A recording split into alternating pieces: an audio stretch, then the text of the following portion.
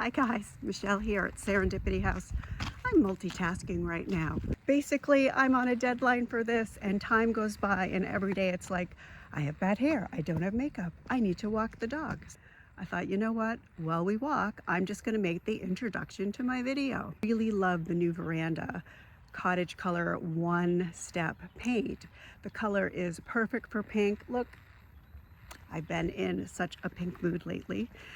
It's actually pretty similar to this. I had a lot of fun painting the display stool because it is very much not my normal style. I had no plan, I just did it as it came along and I'm pretty happy with it. This is Chloe. One of the things that we like to do in our free times is look for, look at that, it's lichen, it's moss. Yes, we're gonna pick some of that in a couple of days.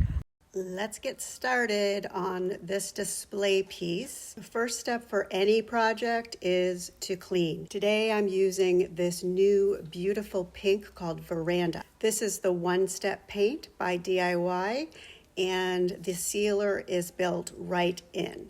Make sure you give it a really good stir and get everything up off the bottom before you paint. This is a pretty dark base color, so I know I'm going to need 2 to 3 coats to completely cover. This formula is thinner than the clay and chalk paint by DIY, completely different. It will self-level for you, but it will also drip if you put it on too heavily. Apply it in thin coats and don't freak out if the first layer looks like this. Chloe from Quality Control is here today. I'm applying a second coat. I gotta tell you, the hardest part for me is not over brushing.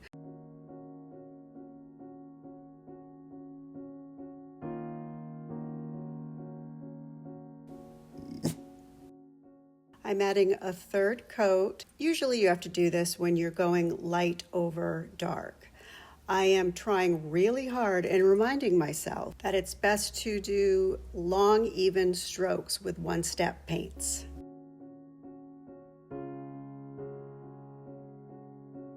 Once it's dry, I'm going to add the Fairy Tale Florals Transfer by Iron Orchids Designs. Now, it's best to apply transfers over a sealed surface. The one-step paint by DIY already has sealer in it, so I'm just going to go ahead and apply my designs. You can find the full line of DIY paint and Iron Orchid Designs on my website, Serendipity.House.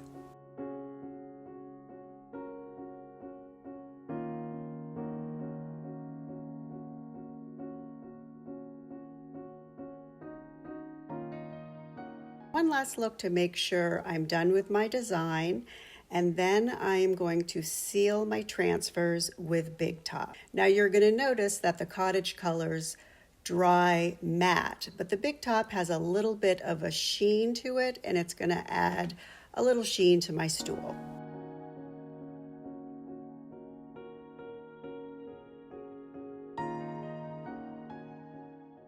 I'm using IOD black ink for some contrast.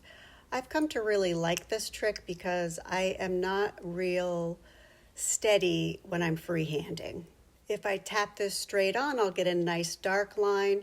If you prefer something a little bit more smudged and lighter, you can drag the pad across your flat surface. I'm going to drop some ink into the cover and use a throwaway brush to get the little spots that the ink pad won't reach. The ink takes about 12 to 24 hours to dry. So now I have to decide, is it done?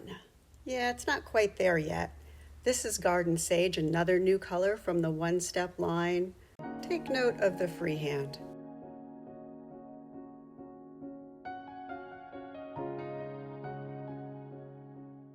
In the end, I'm kind of chuffed with how this came out, and it's not my usual style, so it's fun. It's perfect for spring. Sometimes it's good to leave your comfort zone and try new things. Maybe this was going to be my new favorite thing.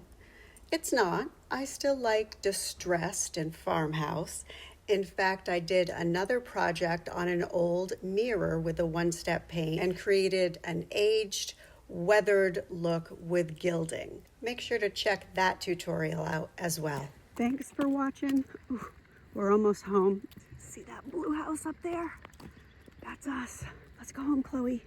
Let's go home. Follow me on Facebook, subscribe to my YouTube channel. If you're ever in southern New Hampshire, come on by my shop, Serendipity House in Spofford.